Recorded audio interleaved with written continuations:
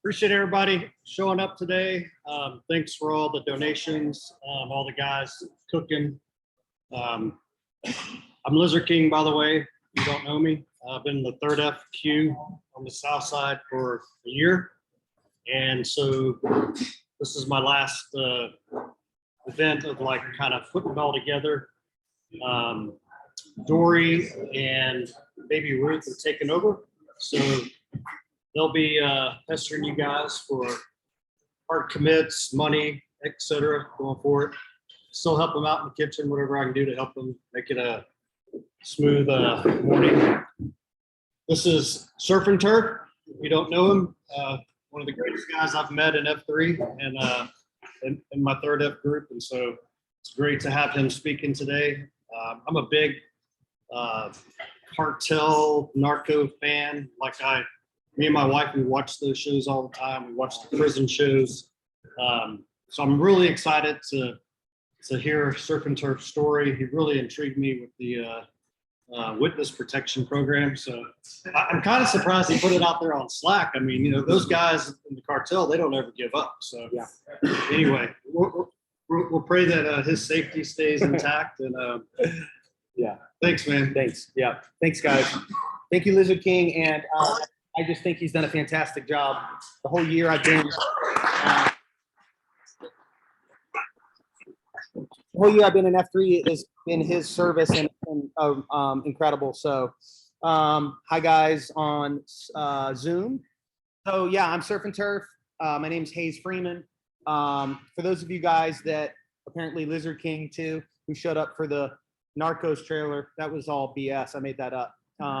My dad was a Sunday school teacher and just lived a pretty normal life. So I don't have like that much to share. So just eat your breakfast.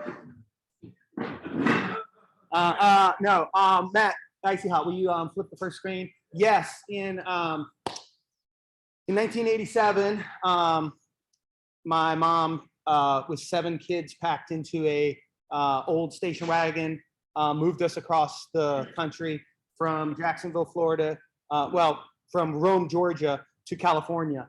That is Carlos Later. The picture is a little foggy. If you watch the show Narcos, he's not one of the main players. The show focuses on what happens in Colombia. But Carlos Later spent most of his time on an island in the Bahamas. That's where my family's story crosses. Let me move back in time to my younger childhood, and we'll get back up to the California time. If you'll hit the next screen. I ended up like really going down a rabbit hole of my own memories and my own life. My aunt recently sent me a pack of old newspaper articles and things. So I've got like clippings from some of that. So I learned stuff from my own story that I had forgotten. But anyway, I was born in Florida, born in Jacksonville, Florida, lived in Orange Park. And if it weren't for my aunt marrying the man that I was named after, my uncle, Edward Hayes Ward, I probably would have lived just a pretty normal life, but I didn't. He and another guy, they were pilots, and they started smuggling marijuana into Florida and got my dad involved. Initially, my dad lied to my mom and said that he wasn't involved, but I think like maybe diamond rings and certain things started coming into the picture that a house painter couldn't afford. I think she figured it out. I want to be able to read a couple things and yet stay on Zoom. So actually, so this is a newspaper clipping here. I said here, we all have different kind of memories of childhood. Some of you might remember, hey, I come back home at Christmas. It's the same bedroom that I lived in, my whole life or whatever. Like I have a little more strange memories. I want to tell you about these lanterns. When I was a kid, like my dad just had a ton of those exact blue lanterns. I found them on the internet. They're Rayovac fluorescent lanterns. They had big, like, remember those big square batteries? They were like 12 volts or 9 volts. That's what they ran on. I never thoroughly understood what those were as a kid, but if you read the newspaper article here, the marijuana in Colombia and Freeman, that's my dad, headed the offloading crews after the pot was brought into this country. Those little fluorescent lanterns that I was so used to were what my dad would line the runway with at night for the planes to land. So they would use little airstrips, and anyway, the second picture is just kind of funny. Like, I don't know what everyone here remembers that sticks out from their childhood, maybe something around the house or whatever. What I remember is the scissors that we always had around the house that were always sticky with marijuana tar from trimming buds. So I got paid $3 an hour as a kid to trim buds down in the basement. So I don't know what you guys did to make money around your house when you were a kid, but that was me. Let me see. I think that's it. Let's move to the next slide. So here's how and why we get involved with the Medellin cartel. This isn't super clear, guys, and sorry for you guys on Zoom, you can't see the picture, but you got Colombia way down here, you got Florida way up there, and you got the Bahamas right there, and that little red dot is Norman's Key.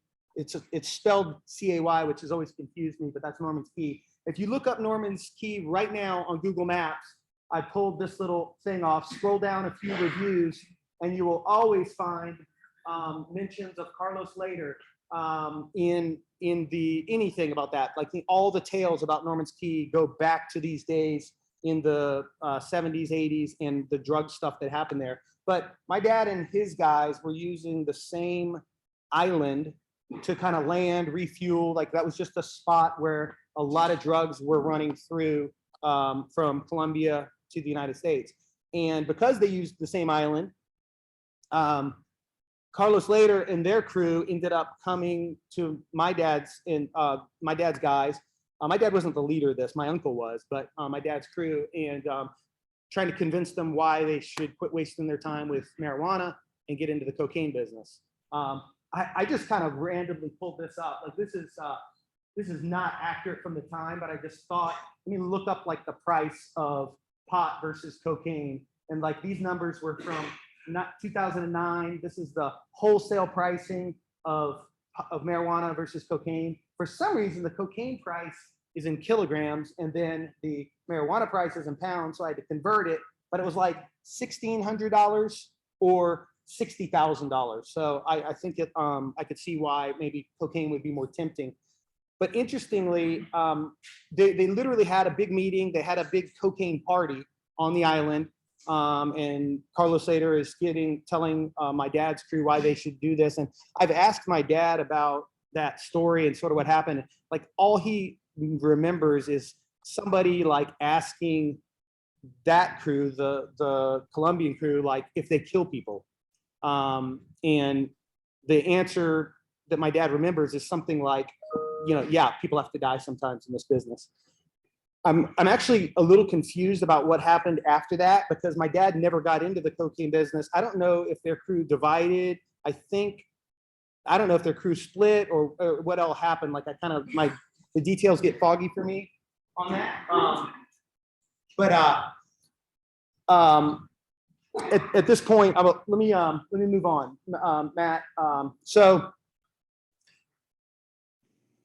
my dad and their crew get busted. You really can't read this, but these are the newspaper articles about the 3-year investigation, and they busted this big crew. But the thing was, my dad found out that this was all happening before, and he fled. So I think everybody in this like 17-man operation got busted except for my dad. And let's hold on, let me go back. Let me see what I wanted to say here. Yeah, named in the indictment are Minyard, Carlos Later, Ward, that's my uncle, and we just get foggy, but you see, this is William Nicholas Freeman. That's my dad. I'm back, Zoom guys. So let's move to the next one. On the run. Here's another newspaper article I found, and this is about the crew, right? And then I've highlighted in blue there, Freeman, who remains at large. And that is the next chapter of my life.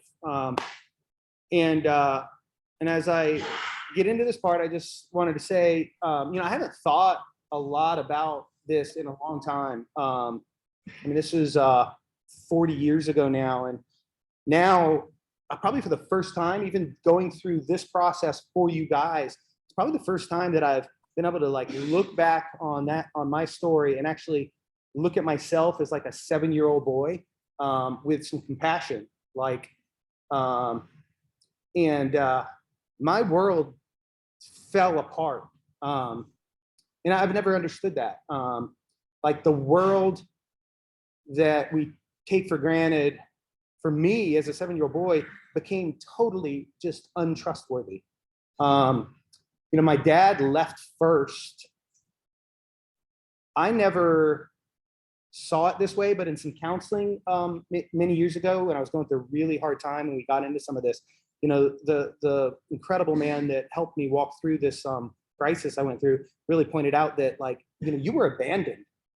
And that was kind of shocking to me. I had never understood my own story that, dad left, we followed him. But a move across the country is one thing, but a move in the middle of the night where you leave your aunts and uncles, friends, no goodbyes. Mom backs the station wagon to the back of the house, and we pack some things in and we just drive away.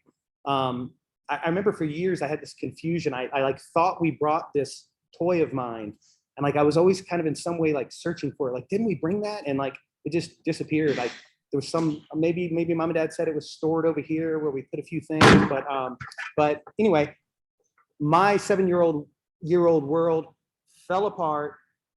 And then we went into a life of basically hiding. That's kind of the theme I want to talk about a little bit.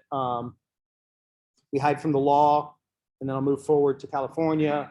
Let me just read my notes, because I was giving myself notes on the screen. Yeah, I think that's enough. What's the next screen, Matt? So, life on the run.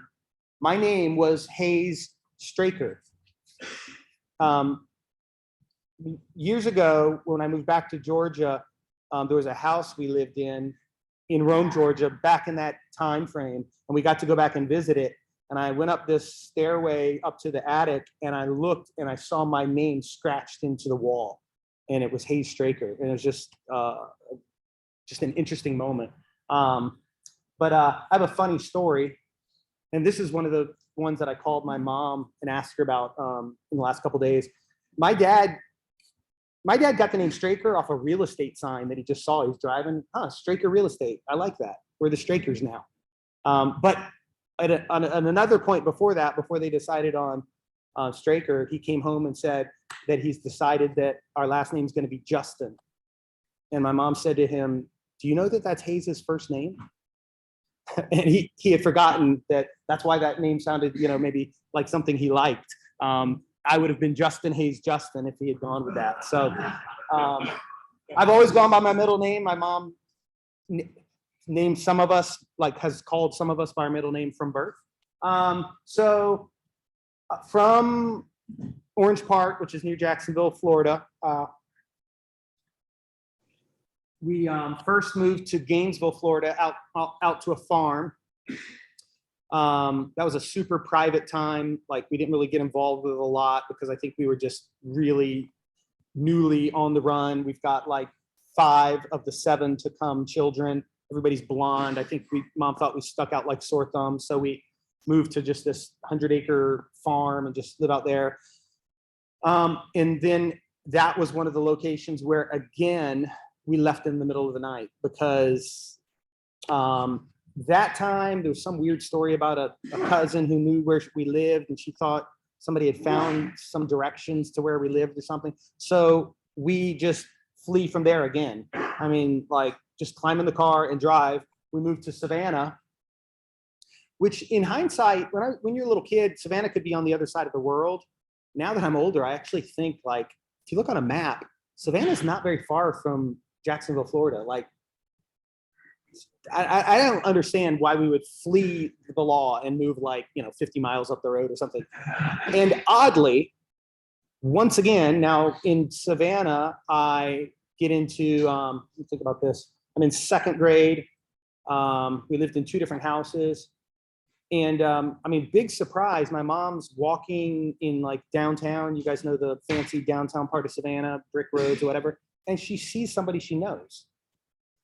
And we uproot again.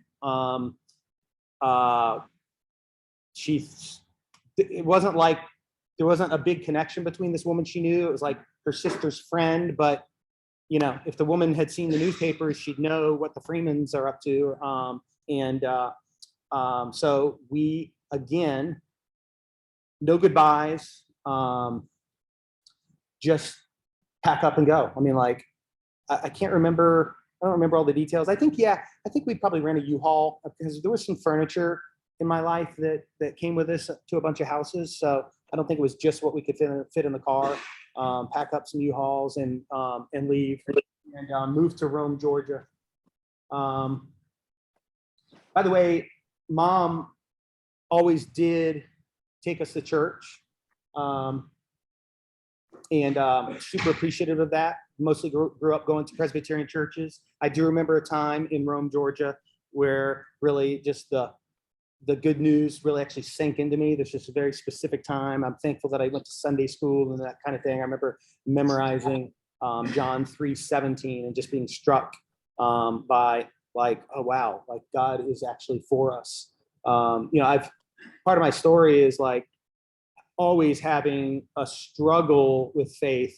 I've never been somebody that faith just came easy, like, oh, God's for me, good. And like, always felt like I was the kind of kid that later in life would go to every altar call, like maybe that last thing didn't work, let me do it again, you know, a lot of unsurety and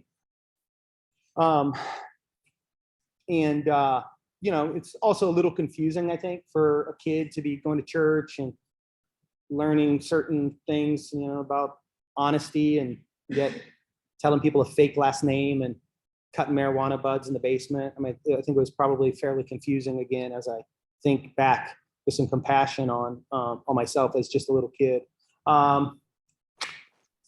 Think about if there's anything else I want to say about that. But let me just say this also.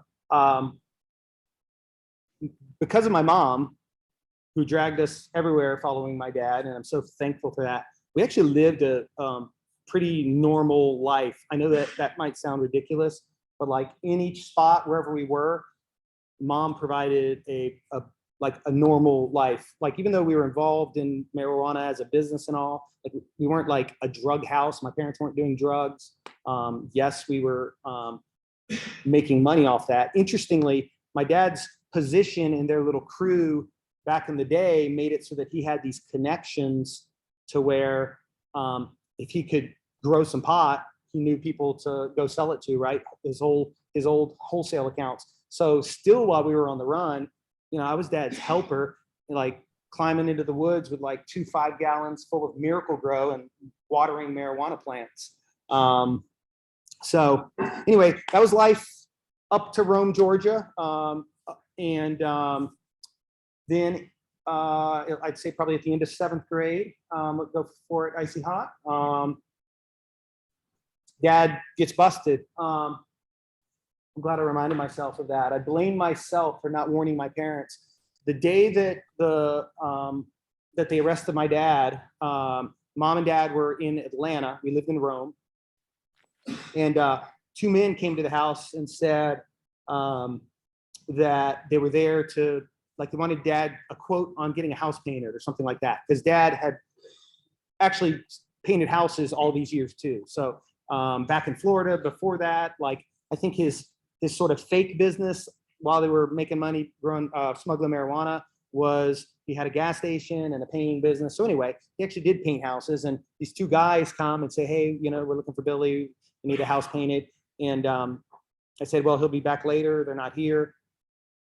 The rest of that day, my parents didn't get home till that evening, but the rest of that day and into that evening, the dogs were barking like crazy, like just didn't think about it, but they were just going nuts. Well, they were going nuts because there's like 50 men in the woods, and you know, my parents pull up this long driveway and get out of the car on either side. And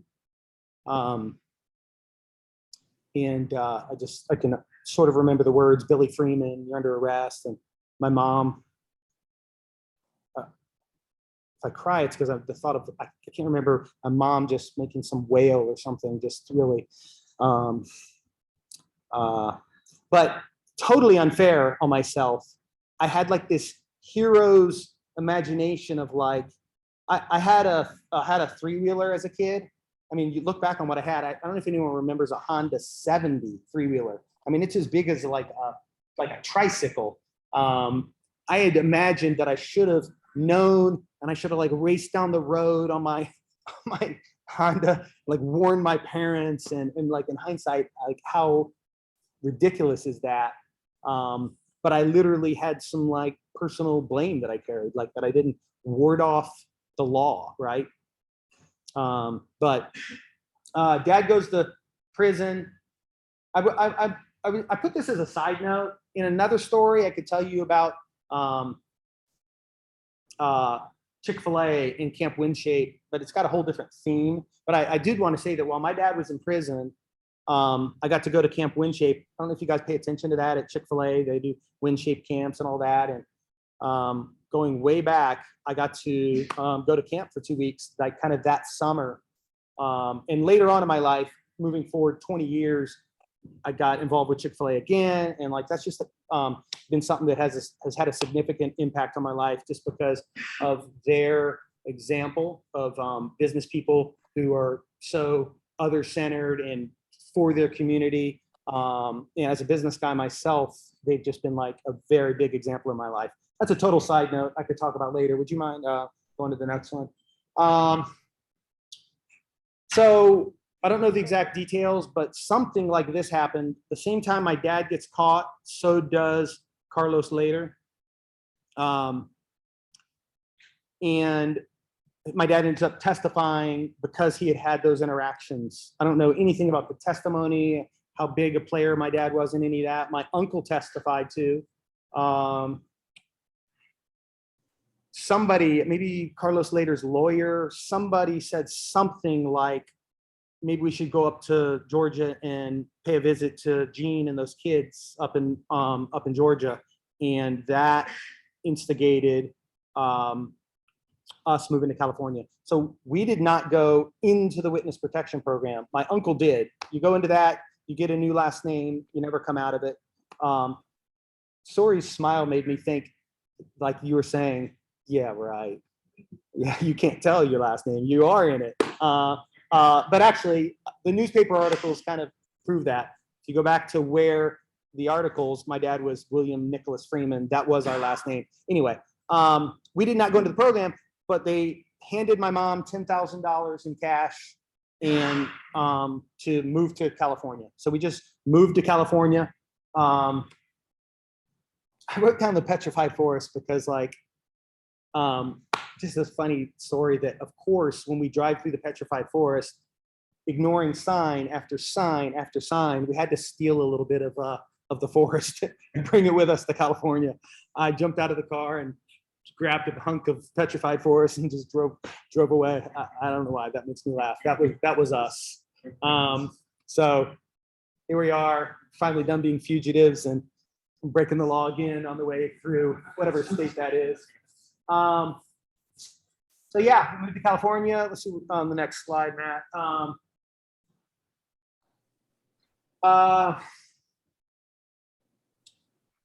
Let's see how I want to approach this. I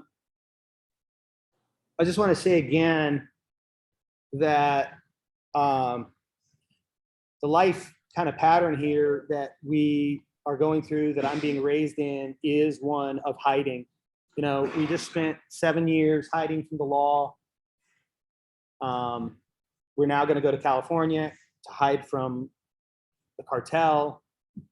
And, you know, my life as just a young kid is just snatched up, unrooted, deep relationships that maybe normal people have, where like grandma and grandpa, at least we always have them, right? Like, no.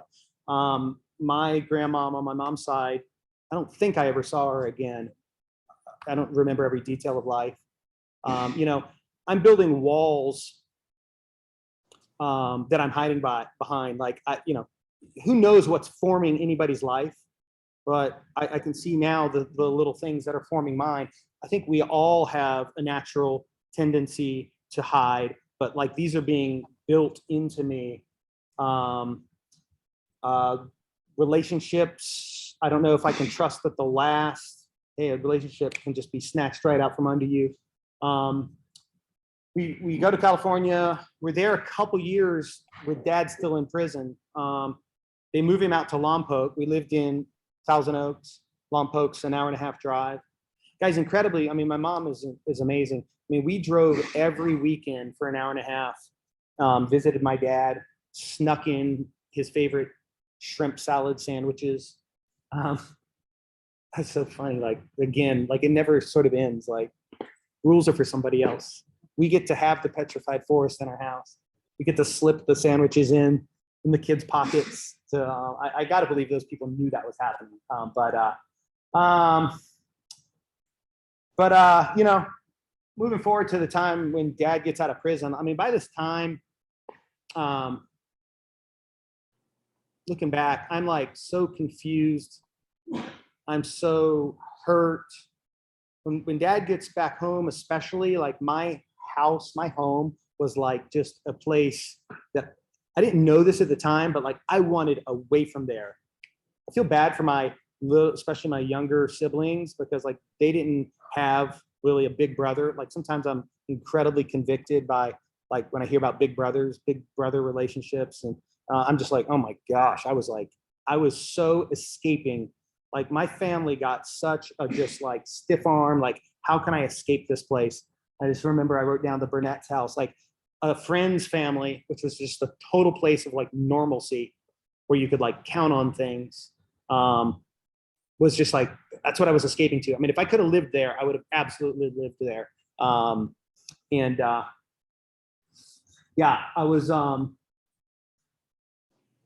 angry, incredibly angry at my dad.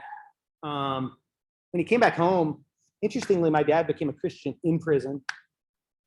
But just like as with every one of us, like becoming a Christian doesn't just flip some switch and turn you into some brand new, all your problems go away. We might become a brand new man on the inside, but there's still patterns to work out. Anyway, I didn't feel like my dad came home and showed the greatest respect for my mom, you know, for all she had done.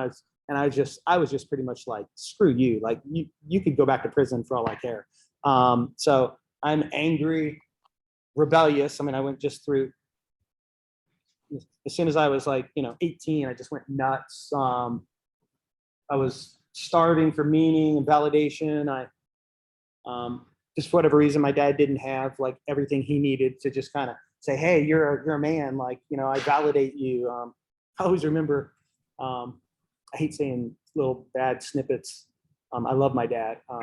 But like, instead of like, oh, hey, let me send you off into the world. You're going to go to college. You can do this. Like when I said I was going to move off to college, Dad said, like, you can't afford to live. You think you can like pay bills, whatever. So I didn't have anything really lifting me up, saying I was a man or on my way to being a man.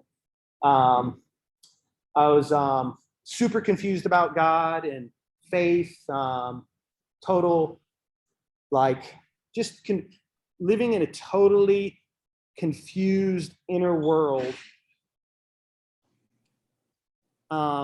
with no knowledge that like all the answers are like outside of me through relationships, which would later come into my life. I've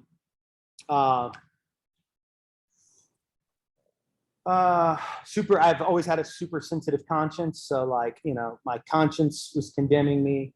I truly did, in hindsight, feel like abandoned by God. Kind of like, man, I wish I was one of these lucky people that like just got to like live a regular life. Like I'm screwed, why me? Why does this have to happen to me? Like, let's see what the next slide says. I see that. And here's the point, if there's any point in the way I've framed my life about this stuff, guys, is like the worst part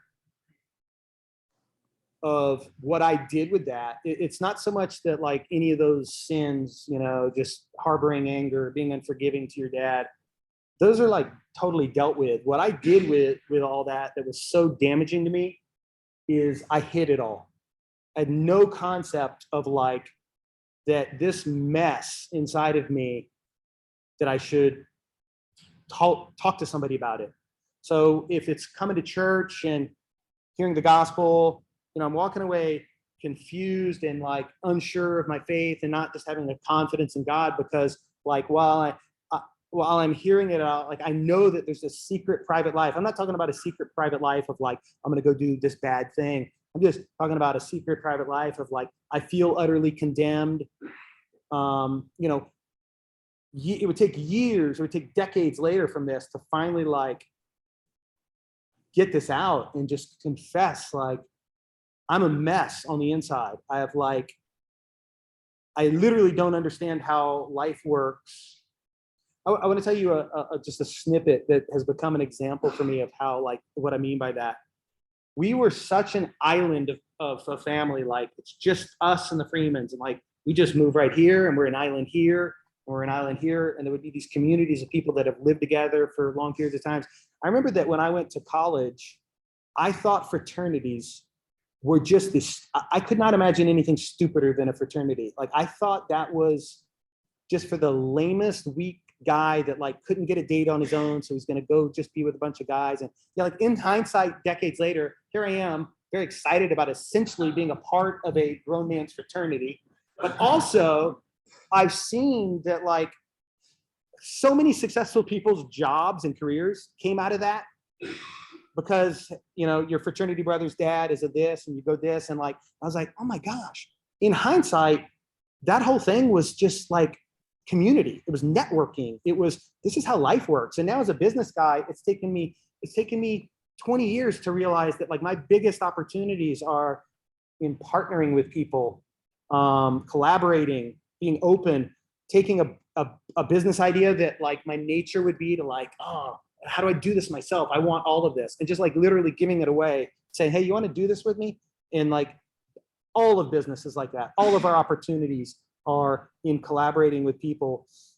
And I was just wired from my life experiences, plus what I would say theologically as I look at the scripture. Like if you go back to the garden, we hide. And my entire life was just hiding. Here, I want to bring this up to something that involves Icy Hot. You know, Icy Hot and I are somewhat of anomalies in that like this whole F3 and the second F part, the fellowship, that's been like a part of our lives for the last 20 years. We've been a part of a group. Actually, Greg is here too, Sting. He's a part of that. I've been a part of what used to be weekly meetings. Now, as we're older, life has changed a little bit. It's less often than weekly. But 12, 15 years ago, I utterly crashed and burned, went into this incredible fear, and had this spiritual crisis. And I did that right in the middle of regular Christian, close-knit fellowship.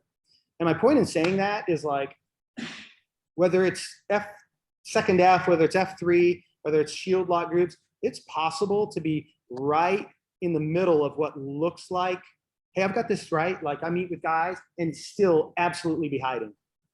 Just totally be locked up. Just have convinced yourself through the accusing voice inside of us and 1,000 little things that just prove that something's like wrong with you. Nobody else gets it. You're a special case that somehow like locks you out of the grace of God or locks you out of just the redemption. And the whole thing's total BS, total lie. But the way out of it is to come out of hiding. It's just to, even if it's just one little tidbit at a time, sharing what's really inside of you, your fears, your struggles, your confession that like the stuff that seems to make so much sense to everybody else, it doesn't even make sense to me. Let me read this. This is from Genesis chapter 3. God makes Adam and Eve. Things are great, beautiful. He says, it's not just that he said, go, don't eat off this tree. Don't eat an apple. It wasn't about a fruit. It was about don't eat off the tree of the knowledge of good and evil. Because when you eat off it, you're going to leap right into that world of good and evil instead of innocence. So anyway, they disobey and they eat it. And they heard the sound of the Lord walking in the garden in the cool of the day. And Adam and his wife hid themselves from the presence of the Lord God among the trees of the garden. Guys, if I could say something big picture about all I see in scripture and everything. For one, when you read a story like this in Genesis, it's not about them, it's about us. This is what we do, not what they did. We hide ourselves from the presence of the Lord, and because of that, from the presence of one another, from the intimate presence between men or the truly intimate presence of your wife. And why is that? Then the Lord God called to Adam and said, where are you? So he said, I heard your voice in the garden. Guys, let's just get this straight. They've sinned, and the only change that's happened is on man's side. The Lord God was still walking in the garden, still approaching them. Where are you? Calling for them. God's still a seeker. The whole equation changed entirely on the human side. I heard your voice in the garden, and instead of yesterday, just like, hey, that's our Father, that's our Creator. Now I'm afraid because I'm naked, so I hid myself. What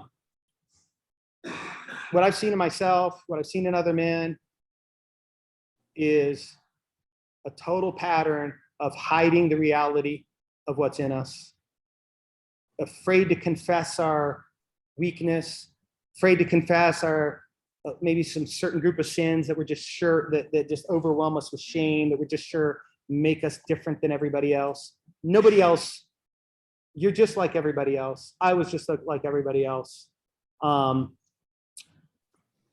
We were meant for living in an open way. The scripture says, confess your sin to one another. It's not about like, look, I admit I'm a bad boy, I did this bad thing. No, it's get all of that crap out of you, and what you'll experience from a human being in front of you, and therefore really in the biggest sense from God, is when you get that stuff out, you find out like, oh my gosh, that wasn't as bad as I thought it was.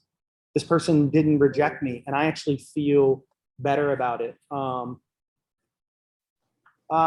did I, do I have another screen, Matt? Just read this. We hide because we're afraid. At our core, we believe that if we were known for what we really are, our weakness, the struggles that we have on the inside, the mistakes we've made, we would be rejected. We believe this about each other, but mostly because we believe it about God. The answer is the light. God is light. Bring your sin, your struggle, your weakness, the real you that is messed up out. James 5:16 says, confess your sins to each other and pray for each other so that you can be healed. Healing is on the other side of coming out of this secret place where we're just holding struggles, fears, doubts, putting on facades and acting like we got our act together. Nobody has their act together. The strengths, even the strengths that we see in each other, if you knew a person well enough, you'd see that the strength that you see them walk in is actually often just the flip side. The flip side of that same coin is a weakness that they walk in. We are so broken that there's no strength that we don't like then kind of slightly limp because of in some other way. So this isn't a story of I hid in my family and then we hid again, and then now I'm just like free and hey, come ask me because I'll teach you how to be free. This is ongoing realization of what I'm talking about. I'm still by no means, like, if this sounds like a sermon, it's mostly a sermon to myself. This is a process. It's a process that I want to continue in. I think is that last Matt? Oh yeah. Okay, I'll finish with this. Where can we find confidence that the universe is a safe place for sinners? What could convince us, not convict, that we can actually trust God with our sin, our weakness, our inability to live right, our inability to believe right, our inability to love people well. Is there anything that could convince us that we don't have to keep running and hiding? And my claim is that it's the cross. At the cross, we, again, not they, we absolutely give our worst to God. I mean, just the absolute worst. Like if sinning in the garden by eating the wrong fruit is a sin that gets you kicked out of a garden and enters humankind into all this mess we're in, I mean, at the cross, we utterly reject God for everything. For 3 years, he comes and teaches us a way of open-handed living, a way of forgive, a way of kind of the heart of what I'm talking about here. And our answer is like, screw you, we will kill you. These are not our ways. We cannot walk in this. And his response to that, his response to our absolute worst, which I have a feeling that worst is worse than anything any of us have done. His response, Father, forgive them, for they don't know what they're doing. It's exactly my life. That's exactly my life. Like, I had no idea in all the mess I made. I had just no idea what I was doing. I was just this little kid whose life is ripped out from under him, and all I'm doing is trying to figure out, how do you respond in this world? How do you put one foot in front of the other, and what works? And a lot of times what works for you isn't working for, your siblings and your parents and girlfriends or wife. Anyway, God knows our weakness and has already dealt with the absolute worst we throw at him. My claim is that God is the safest place in the universe. If you go back to the garden, what happened with us and Adam and Eve is, if you took a big blank circle, like, we imagined a big old frown, big angry face, and just put that on God. It's us that are hiding. It's us that are afraid. Again, go back and read that. It's not God who changed that scenario. The entire gospel story is one of God having never stopped being a seeker. And it's us who ran. It's us who hid. And still he comes. We give him our worst.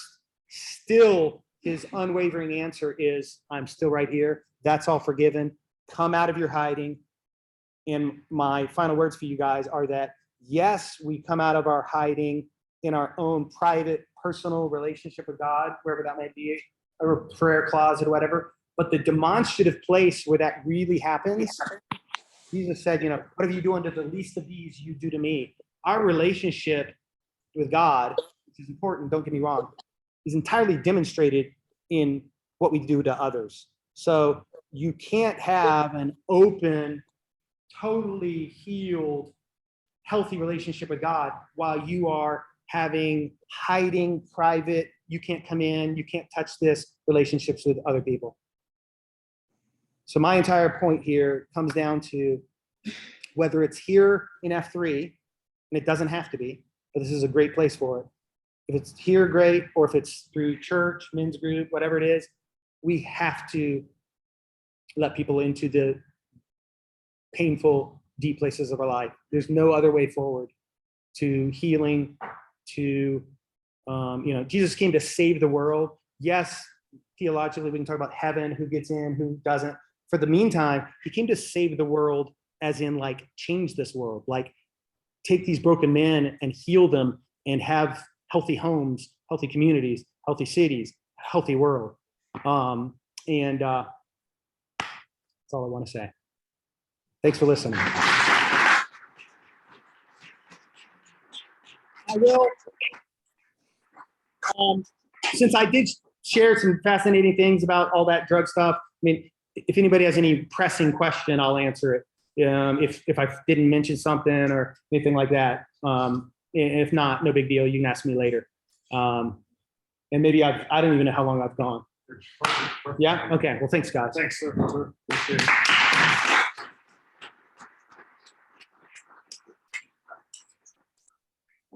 Thanks, guys. Appreciate everybody showing up. Again, donations, the guys helped in the kitchen. You can see how valuable these third up breakfasts are. Kind of disappointed Drumstick isn't here. he was texting last night, and he kept waking me up, and he wanted to know where it was at, and I sent him the address and all this stuff, and I really wanted him to be here. Joking aside, he got this started years ago with a group, and guys would show up at our restaurant, and someone would speak, and it's just grown so phenomenally. I mean, we've had as many as 60 to 65 guys at the Third F breakfast, and we're gonna try and get more up, to the north side. We just don't have a great facility for that. We're gonna try this month. I know this is January, and because of the holidays, surf and turf, we had to push it back a week.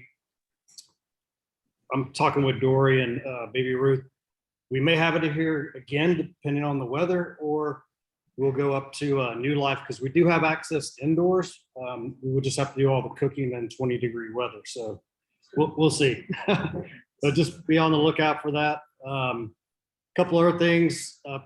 I don't know where all the money keeps coming from for our brothers in F3, Speed for Need, whatever it is. It's amazing. Like, it's blowing me away. If you think about, like, in the last month alone, I bet the F3 Cherokee region has given probably $20,000 to something. And that's just amazing to me. It's just unbelievable, the generosity, and it's all you guys and everyone in F3. I know it's hard sometimes to get out early, the cold, but this is what it's all about, right? This is what F3 is about. We're serving each other, we're serving our community, and we're growing. Let's keep encouraging guys to come to F3 that don't know about it, and also keep the guys who are here. Attrition happens, but it's up to us to reach out to those guys that have been here and get them back out. So that's all I've got. I appreciate everybody again. Thank you so much for everything. Yeah, JB. Hey guys, just call me Jack Bauer. Speed for Need, you're not familiar with it at all. It's a nonprofit started out of Charlotte, less than 3 guys, and we're moving. We're trying to get a location here started up. They purchase and provide race wheelchairs, people with special needs or disability, and F3 guys to be able to show up races and push them. So right now we're doing a big fundraiser. We're trying to get 20,000 to go over 11 grand right now. And a lot of that, like, needs to happen. I'll go exactly a lot of that's out of Cherokee guys. We're gonna really start trying to publicize it more this month. Some things you guys can do besides just donating. The next 12 months, we'll see more stuff on Slack. We're gonna have events. We have lined up all right now. We'll never win in Woodstock. We need some guys to be event queues, like organizing the races for us and getting the riders out there. We're trying to identify track commanders or probably guys that are the riders. So if you know anybody with a special need or disability or how to get involved in that community, I mean, we're reaching out to some nonprofits right now and stuff. But if you know of anyone, we can push them to races, that'd be great too. And then Office Party, which story? What one here? What's one other is, and then they're helping me out. They're like, I was a board reform, so if you want to get involved more intimately, reach out to one of us. We can tell you how you can help out with that with time or your talent. If your companies or businesses are interested in being sponsored, we can talk about that too. Any questions about it? Thanks, JB. One last thing. If any of you guys feel led to step up and speak, just reach out to Dory or Baby Ruth. We've got speakers up to middle of April. The Mole and Cricket, I think you're involved in this. A special Good Friday. I don't know a lot about it, but a talk, a speak, those guys are going to be speaking. So that'll be in the middle of the month. So we have, from that point on, we still have May through December open. I know a couple of guys have reached out to me already, but your story is important. It's impactful. It helps all of us. So you got the guts to get up here. It's not as bad as it sounds, but it's just, you got to get your thoughts in order, and I'm not good at that. So thank you guys. Appreciate everything y'all do. Have a great day. Thanks.